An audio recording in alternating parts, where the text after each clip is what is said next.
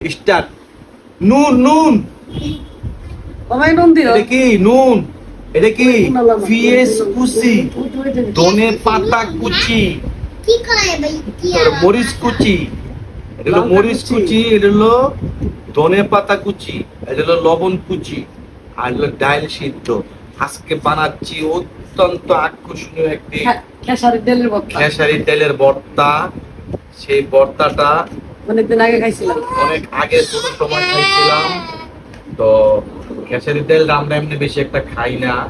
তো আজকে কেন জানি মনটা চাইলো যে একটু খেসারি চাউলের ভর্তা বানায় খাবো। আর পেঁয়াজটা কসকস করতেছে, আমার মনে হয় সেটা ইন্ডিয়ান পেঁয়াজ। আমার সাথে জোড়া দেখতে পাচ্ছো? ইন্ডিয়ান ওইটা একটু পেঁয়াজ দেখবে, হইলো বুঝছো? পেঁয়াজটার গ্রানটা খুব ভালো তোর হচ্ছে। আছে? আশা করি আমি ভর্তাটা বলেছি খুব সেই হবে। তবে গ্রানটা বের হয়েছে, অনেক সুন্দর একটা গ্রান। মনে হয় যে শুধু ওই ডাউল ছাড়া শুধু এই ভর্তাটা দিয়ে এই ভাত খাই, এই পেঁয়াজ আর মরিচ মাখানো যেটা। যাক আমি এখন এটা ডাইলটারে মাখাচ্ছি এটার সাথে। তো পরিমাণটা বেশি হয়ে গেছে, আমরা লোকজনের সংখ্যা কম। তো এত কম লোকে এতগুলা ভর্তা খাওয়া যাবে কিনা জানি না।